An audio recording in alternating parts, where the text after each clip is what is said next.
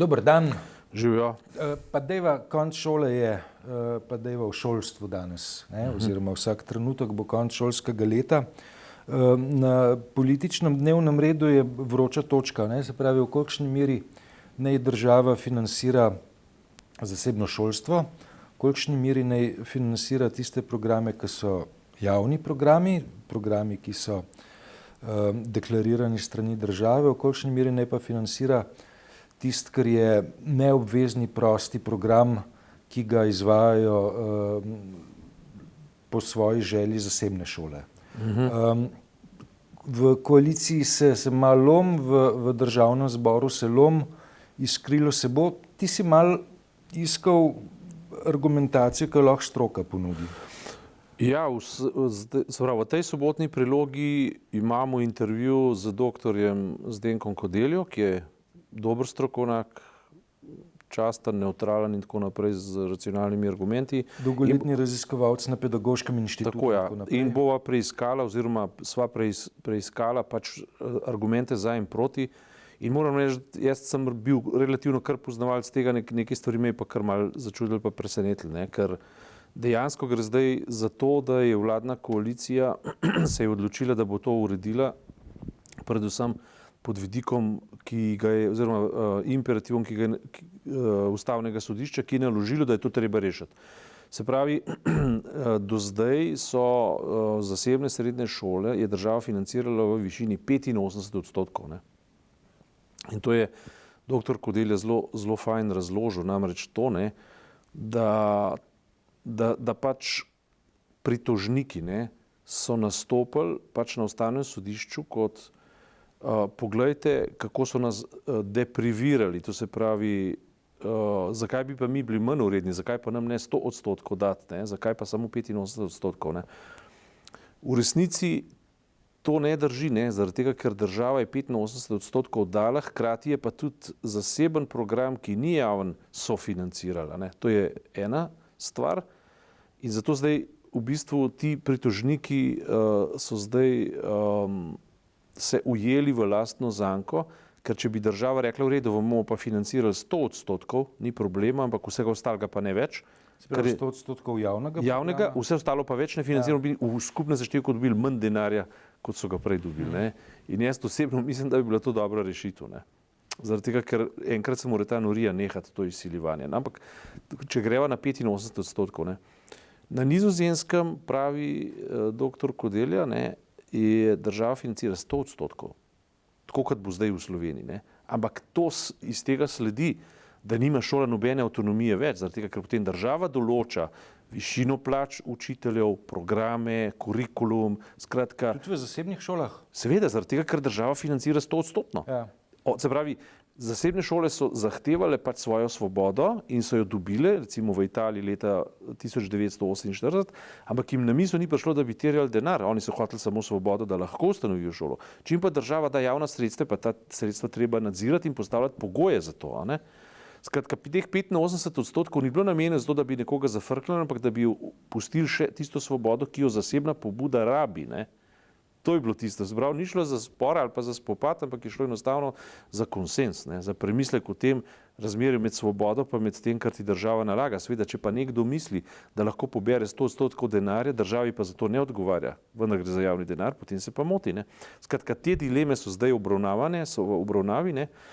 Ampak zdaj, dobro, to je pač, te predlagatelji so bili pač krepko nepremišljeni, a ne? Pa ideološko mogoče celo majhen zamegljeni. Ne? Govoriš predlagatelji na ustavno sodišče. Tako, ja. Ja. Ampak mene pa začelo skrbeti ustavno sodišče samo. Ne? Zaradi tega, ker prvič, ne, je v isti zadevi odločalo že leta 2001 in je odločilo drugače. Namreč, da višina 85% ni v neskladju z ustavo. V Evropi so javne šole financirane v povprečju od države, oziroma zasebne šole v povprečju podprte oziroma sofinancirane strani države manj kot v Sloveniji, v povprečju. Ne? Recimo, ne vem, v Švici menda samo 15%. Ne? Samo 15, ne? Pa nas 85 do zdaj, zdaj bo pa 100%. Ne? To je ena stvar. Se pravi, leta 2001 je ustavno sodišče odločilo, da to ni v neskladju z ustavo. Leta 2014 decembra, se pravi januarja 15 razglasilo, pa odloči isto ustavno sodišče diametralno nasprotno. Ja, vendar sta vmes dve različni generaciji ustavnih sodnikov, to je pa tudi treba dodati, ne? To je predvsem treba dodati. Ja. Ampak, a ni to žalostno, ne? Da se institucija, a ne, v globokih načelih, a ne, razlikuje samo po tem, a veš, katere kegle postaviš v kakšen vrstni red, se pravi, in od kadrovske sestave, ne. Mislim, to je za mene kar šokantno, ne, ker ustava je ustava, načela bi morala biti pa načela, ne, in ti lahko spreminjaš garniture ustavnih sodnikov, ne, vendar se to ne bi smelo zgoditi, zaradi tega, ker greva na neko analogijo, namreč, če se spomniš, ne, kar je pa doktor Keber pisal zelo dobro kot prvoborc, ne, ko je problematiziral sodbo ustavnega sodišča, da so zasebni koncesionarji zdravniki upravičeni do kovanja dobička z javnim denarjem. Ne. To je skregano za vsako logiko, seveda. Če je eden koncesionar, zasebni zdravnik lahko kuje dobička, kakor jih hoče, ampak mora biti to potem njegova podjetniška pobuda. Ne pa biti v koncesiji v javnem mrežju in zato prejemati javnega denarja. Javni denar mora biti vedno v funkciji, se pravi, v funkciji javne porabe po principu čiste racionalnosti in pa na neprofitni osnovi, ne, tako je mišljeno. Ne. Taka ideja. Se pravi, ustavno sodišče ne samo to, da je odločilo, da lahko kujejo dobičke iz javnega denarja, ampak na to je opozoril dr. Keber, ampak sploh ni dalo definicije, kaj je javno dobro. Ja. Tle imava pri zasebnem šolstvu, ne, imava neko nenavadno situacijo. Ne. Mislim, dobro, ne, imamo šole, ki poudarjajo neke nove pedagoške prijeme, ne. Ja. Imamo šole, ki temeljijo na izročilu katolicizma, krščanstva. Ne, imamo Montessori, imamo Waldorfsko, imamo katoliške šole. Ne? Ja, imamo pa pred vrati tudi šole, ki, dajva tako reči, ne, so iz nekih svetov, ki niso povsem zahodnoevropski. Ja. Previdno izbiram besednjak. Ne. Recimo pobuda, ne, da bi v Sloveniji, ta pobuda ni hipotetična, je realna, ne, ja. Da bi v Sloveniji šolo organiziral ameriški klerik turškega rodu Gelen, ja. Ki pač se z organizacijo šolstva ukvarja praktično po celem svetu. Ne? Njegove franšize delujejo v desetinah držav. Ne? Tudi na Slovenijo trka. Ne? Je že potrkal, morda. Ja, kako pa ravnati v tem primeru? Ne? Ja, viš, to je pa zdaj krasna dilema, tukaj se prava vprašanje začnejo. Sploh ne gre za ideologijo ali pa za versko nestrpnost ali pa strpnost. Sploh ne. Gre za v osnovi, no, to moram zdaj ne prodajati lastne pameti, ampak citirati pač Zdenka Kodeljo in zato tudi pač gledalce vzpodbujam naj prebere intervju, zato ker je on vir teh pametnih misli, ne jaz. Ne. Ampak bistvo je to, ne, da imaš na eni strani pravico dano z temeljnimi človekovimi pravicami do svobodne izbire, ne, zato, da ti lahko vzgajaš svoje otročat, ne, po načelih, ki so te versko ali filozofsko blizu. Ne. Na drugi strani imaš seveda pa dolžnost države, da financira tisto, kar je javno dobro. Ne. To dvoje ne gre skupaj, lahko pa gre. To se pravi, država je dolžna zagotoviti negativno svobodo, da to omogoči, ni pa dolžna pozitivne svobode, da to financira. Ne.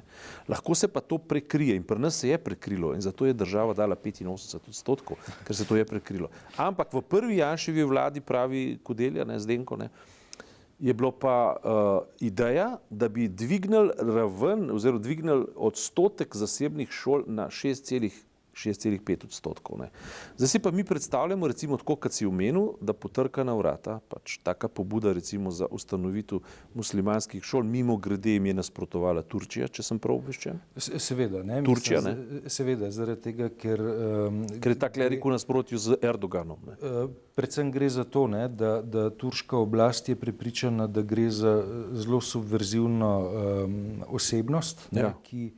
Ki si prizadeva zrušiti turški sistem, ja. Ne, in je pač po eni strani zelo veliko diplomatske dejavnosti Turčije povezane z dejavnostjo tega ameriškega klerika. Ja. Drugič je pa... Turčija hoče tudi izročitev njegovo. Tako, tretjič gre pa za to, ne? Mislim, da so njegovi pristaši v sami Turčiji pa pod udarom dejavnosti represivnih organov. Ne? Spet ponavljam, zaradi tega, ker je turška oblast prepričana, da gre za, kot so čas rekli v nekih drugih časih, za subverziven element, ne? Ja. Ne? Ki želi prekucati sistem. In zdaj rečemo tako, ne? V veliki meri, a ne, kar tudi Kodelja krasno razdela, noter, je ta šolska aspiracija po večanju deleža zasebnosti povezana z določeno neoliberalno ideologijo, ki gradi na uporabnosti, ne pa na znanju samem po sebi. Ne. To je že samo po sebi bolezen današnjega časa. Ne. In zdaj se pa zgodi to, ne, da ti narediš toliko in toliko teh zasebnih šol, recimo v tem primeru so pritožniki imeli v mislih za to, da pridejo katoliške šole do večje moči, ker bi potem lahko generirali boljše pogoje za vzpostavljanje desne zgodbe, ne, desnih strank, in to so v bistvu te stranke prepoznale, recimo NSI, SDS in tako naprej, ne, so prepoznale, da bi to bilo za njih ugodno in zato so šli ta projekt podpirati. Ampak, ko ti na neki točki, se pravi, od državi nekako na nek način podtakneš ali pa spostaviš zakonodajo, po kateri je dolžna to financirati, recimo v kar veliki količini denarja in postaviš neko načelo. Se zdaj postavi recimo predlog tega gospoda klerika iz Amerike, ne, in reče, v redu, v Sloveniji zdaj ta skupnost muslimanska aplicira za to, da bo imela ravno tako srednjo šolo in osnovno šolo, tako kot je osnovna šola Alojzija Šuštarja v Ljubljani, ne, ali pa srednja šola, a ne, kakršnakoli že je, ne. In evo, tukaj so vsi papiri, podpisniki in tako naprej, zdaj pa prosim, tako mi bomo šolo ustanovili, izvajali bomo javni program, tako kot ga katoliške šole, zdaj pa prosim, da to plačate. Ne. In država nima enega samega niti razloga, niti utemeljitve, da tega ne bi plačala.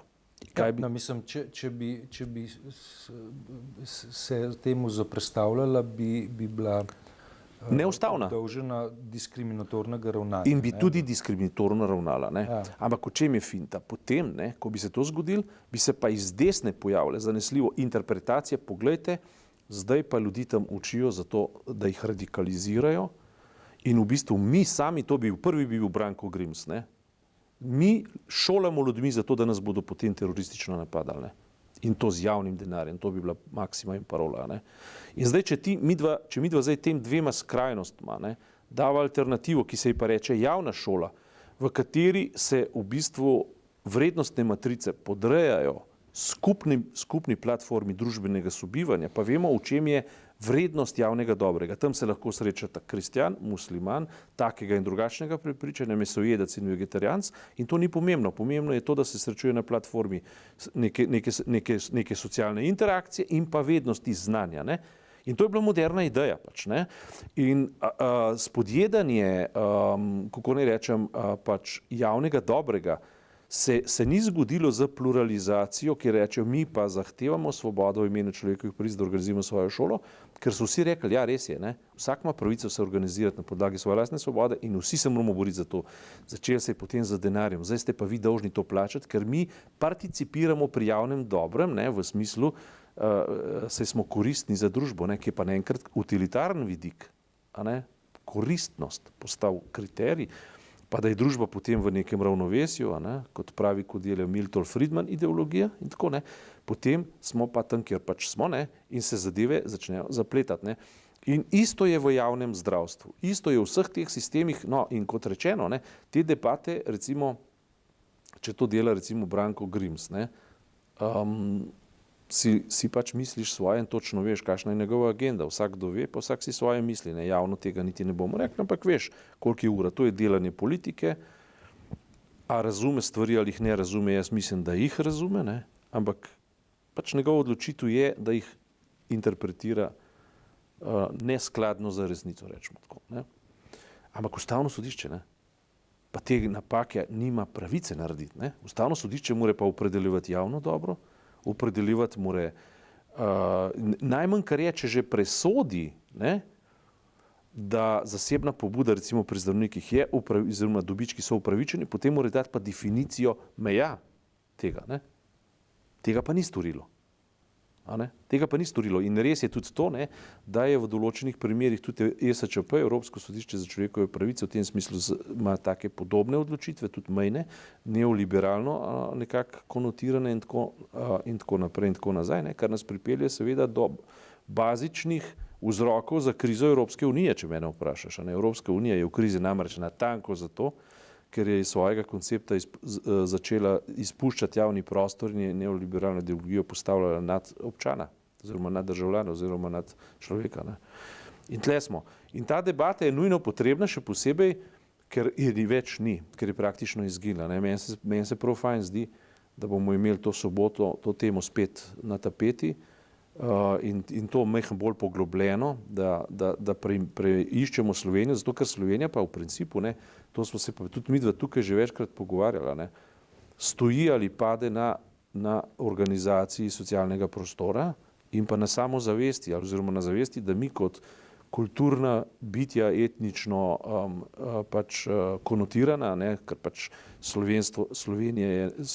jedro Slovenije je narod, ne državljana, ne, čeprav je seveda državljan najvišja kategorija, ampak kulturno ozadje je pa narod, ne, ki seveda ne sme iti ne v desno, ne, da ne bo pomote, ampak imamo neko kulturno konotacijo, iz katere se je tradicionalno izvajala socialna politika. Ne. Slovenija je vedno bila socialno orientirana, preprosto zato, da ni izginila iz prostora. In to se krasno prekriva z neko priložnostjo, humanistično priložnost, ki je tudi priložnost Evropske unije, ki je ne izkoriščamo, ki jo moramo na novo premisliti. Mi moramo biti absolutno moderni v temeljnih človekovih pravicah, hkrati pa ne smemo pozabiti na to, ne, da način, ta neoliberalni način, ki je danes pač v svetu prevladujoč, Slovenije ne bo ohranil pri življenju, ampak jo bo pač brisal. Ne. Tukaj ni diskusije. Ne. Evropska unija nam je zato všeč, ker omogoča majhnost in različnost v enosti in velikosti. To je bistvo. In tukaj ne rabimo nobenih ideoloških konfliktov, zato smo še vedno lahko moderni, zato smo še zmeraj lahko smo zavezani enakosti med spoli in po barvi kože. To ni nič v nasprotju. Nasprotno, ne sme biti v nasprotju celo. Ne. Ampak bazične premise razmišljanja so pa tem, kako bomo zdaj vzgajali pa izobraževali ljudi. Šolstvo je neka esencialna stvar, v Sloveniji definitivno je. In bi človek rekel, da tisti, ki promovirajo svobodo, bi morali dejansko za njo delati ne ravno obratno, razgrajevati nekaj, kar je vrednota. No? In to je jedro tega problema. Ne? To je jedro vsega problema. Ne? O tem beremo v sobotni prilogi ta teden. Mi dva se pa naslednji teden spet vidva. Tako je. Hvala.